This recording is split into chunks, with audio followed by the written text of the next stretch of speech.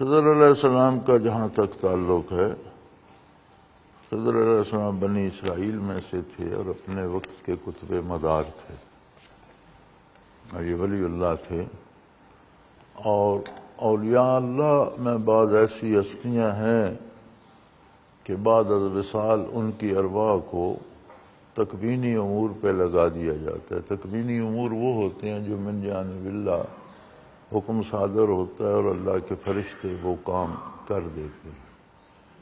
تو خضر علیہ السلام کی روح جو ہے، اور بعض اولیاء اللہ کا حضرت ذکر فرمایا کرتے تھے، مجھے اب یاد نہیں ہے، کہ بعض اولیاء اللہ کا حضرت فرمایا کرتے تھے کہ فلاں ہستی برزخ میں جانے کے بعد ان کی ارواح کو تکوینی امور پر لگا دیا گیا۔ اس میں خضر علیہ السلام اکیلے نہیں ہیں، ان کے بعد بھی بہت کچھ لوگ ہوئے ہیں، لیکن زیادہ نہیں۔ تو جو کچھ ان سے صادر ہوتا تھا وہ کرامتاً ہوتا تھا۔ میں ایک تفسیر دیکھ رہا تھا، مجھے اب یاد نہیں کون سی تفسیر تھی، تو اس میں ان حضرات نے لکھا ہوا تھا کہ خضر علیہ السلام نے کہاڑے سے کشتی پھاڑ دی۔ بھئی کلاڑے سے کشتی پھاڑی تو پھر باقی کشتی والوں کو کیوں پتہ نہیں چلا، صرف موسیٰ علیہ السلام کو کیوں سمجھ آئی؟ تو یہ اس طرح کی باتیں نہیں ہوتی۔ تو انہوں نے اشارہ کیا کشتی میں بال آ گیا۔ اب موسیٰ علیہ السلام چونکہ مشاہدہ فرما رہے تھے، وہی دیکھنے وہی جاننے کے لیے اللہ کریم نے انہیں مأمور فرمایا تھا، اتنا سفر کرنے کا حکم دیا، اور حکم دیا کہ جا کر ملو اور دیکھو وہ کیا کیا چیزیں جانتے ہیں۔ تو خضر علیہ السلام نے عرض کیا تھا، موسیٰ علیہ السلام اولو العزم رسول تھے، لیکن اپنا اپنا شعبہ ہے نا۔ اب جو علوم رسالت سے متعلق تھے وہ فیصلہ تو اپنے زمانے میں موسیٰ علیہ السلام کے پاس تھا، وہی ان پر آتی تھی، لیکن یہ تکوینی امور متعلق برسالت نہیں ہوتے، یہ اللہ کے فرشتوں کے متعلق ہوتے ہیں، انہیں حکم ملتا ہے وہ کر دیتے ہیں۔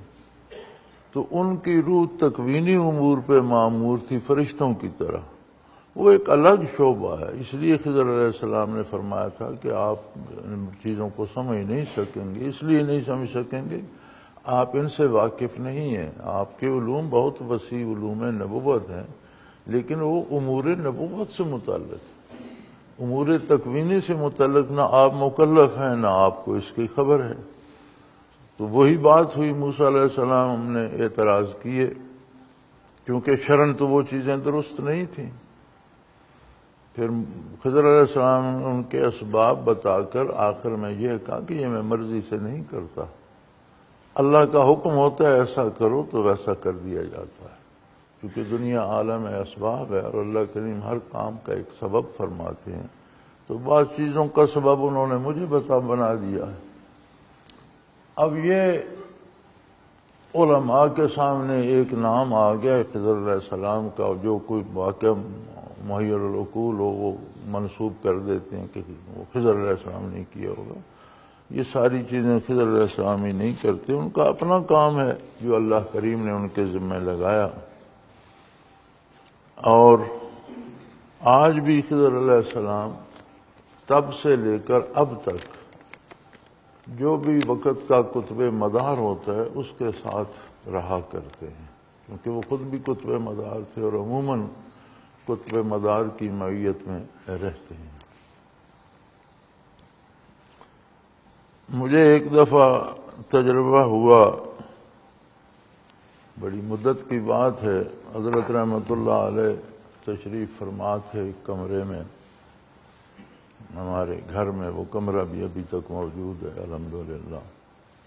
تو 2-4-5 ساتھی تھے، قاضی صاحب مرحوم بھی تھے۔ تو ویسے ہی حضرت رحمۃ اللہ علیہ کو خیال آ گیا، جو 4-5 ساتھی بیٹھے تھے ان میں ایک اس وقت کے کتب مدار بھی تھے۔ تو حضرت رحمۃ اللہ کو ویسے خیال آ گیا تو قاضی صاحب سے فرمانے، قاضی صاحب یہ خواجہ خضر کہاں ہیں، کہیں دیکھیں تو صحیح۔ قاضی صاحب نے تھوڑی دیر مراقبہ کیا اور کہنے لگے، حضرت آسمانوں میں تو نہیں ہے، آپ نے فرمایا یار میں نے پوچھا ہے کہاں ہے، میں نے یہ تو نہیں کہا کہ آسمانوں میں ہے، آپ کو تو زمین پر ہوتے ہیں، آپ آسمانوں میں تلاش کر رہے ہیں۔ کیسا؟ پھر مراقبے میں چلے گئے۔ تھوڑی دیر بعد کہنے لگے زمین پر بھی مجھے تو کہیں نظر، میں نے ساری زمین چھان مجھے نہیں ملے۔ تو حضرت مسکرائے دیے تو فرمایا جس کمرے میں بیٹھے ہو اس کو بھی دیکھ لو، ساری زمین گھوم چکے ہو۔ تو کہنے لگے وہ تو یہ بیٹھے ہیں تو حضرت نے فرمایا کمال ہے یار، آسمانوں کو تلاش کر رہے، زمین کو دیکھا اور کمرے کی خبر نہیں ہے، تو یہاں دیکھ لو۔ تو کہنے لگے وہ تو یہ بیٹھے ہیں۔